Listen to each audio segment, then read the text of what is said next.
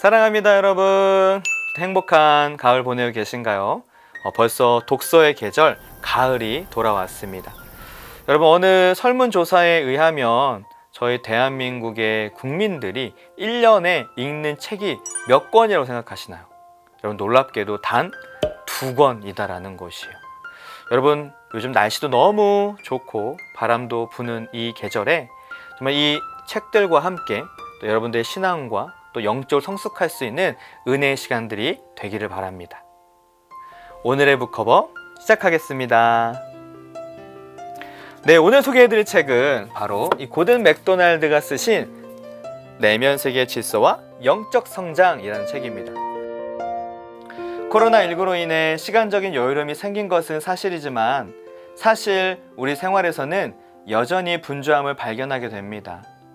연이어 쏟아지는 그 다음 일에 아무 생각 없이 반응하는 반복된 우리의 삶, 그곳에서 작은 마음의 여유도 없이 주변을 돌아볼 여력조차 없는 우리의 모습을 보게 되죠.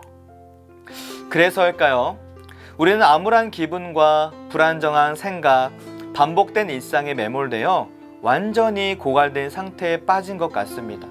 영적으로도 정서적으로도 지적으로도 신체적으로도 엉망이 되었고 무언가 막혀있는 듯한 답답함까지 밀려옵니다.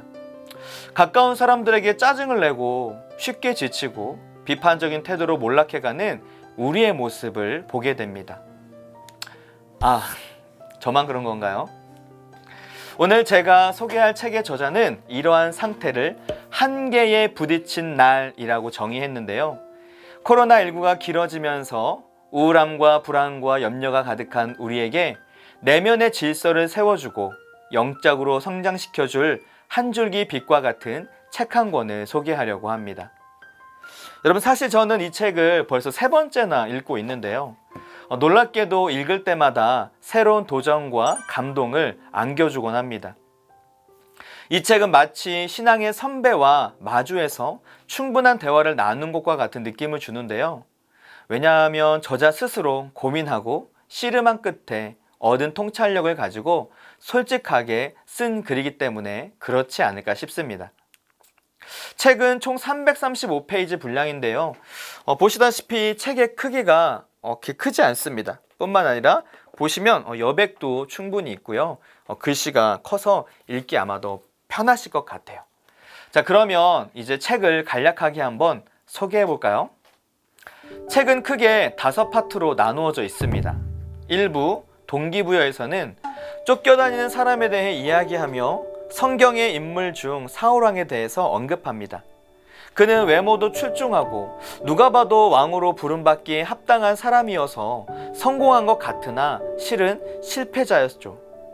왜냐하면 하나님이 그를 왕으로 부르신 사명을 이해하지 못하고 대부분의 시간을 다윗을 쫓아다니는 삶으로 허비해버렸기 때문입니다.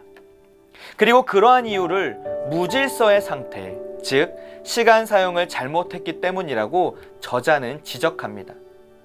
잘못된 시간 사용으로 인해 하나님과 멀어지게 되고 그분의 뜻과 질서를 이해하지 못하게 되어 결국엔 실패의 삶으로 나아가게 되는 것이죠.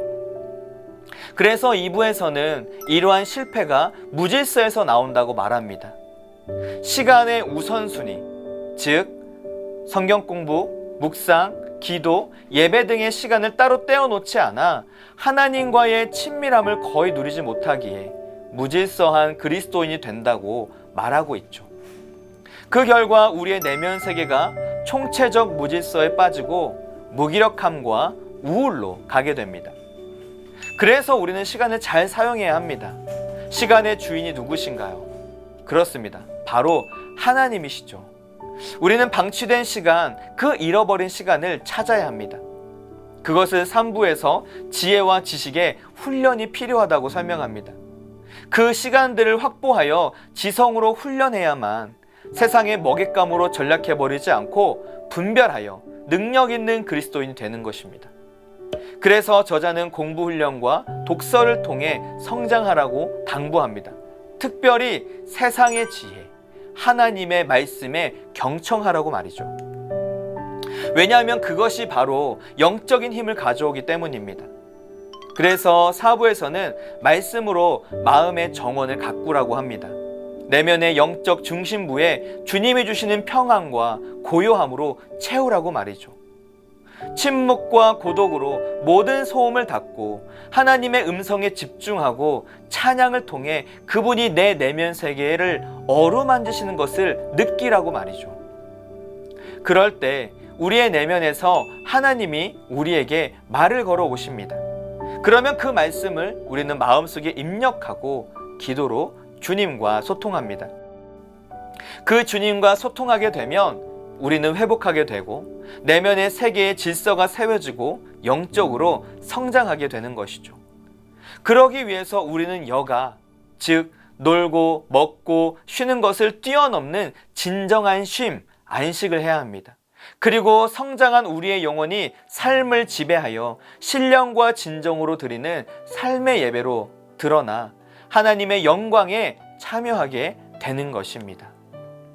즉, 이 책을 한마디로 정리하면 우리의 시간을 주님께 드리고 그 시간 안에서 주님과 깊이 만나 대화하며 주님의 말씀대로 실천하는 삶을 살 때 우리의 내면에 질서가 세워지고 날마다 새로운 영이 살아나 세상에서 소금과 빛의 역할을 감당하는 능력 있는 그리스도인이 된다는 이야기입니다. 사랑하는 성도 여러분, 천고마비 계절 가을이 다가왔습니다. 책을 읽기 좋은 시기이지요. 우리 같이 이 책으로 우리의 영적인 질서를 다시 한번 점검해 보는 것은 어떨까요?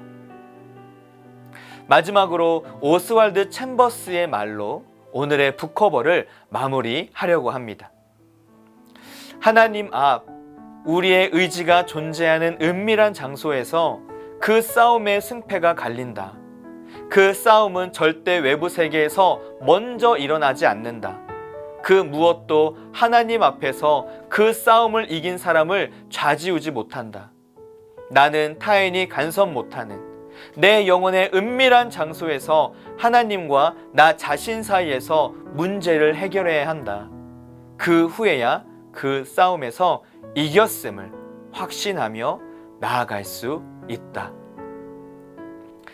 사랑하는 성도 여러분, 오늘의 북커버, 우리 고든 맥도날드께 쓰신 내면 세계의 질서와 영적 성장으로 우리 한 단계 또 믿음과 신앙에 성장하는 여러분들 되시기를 주님의 이름으로 축복합니다. 안녕.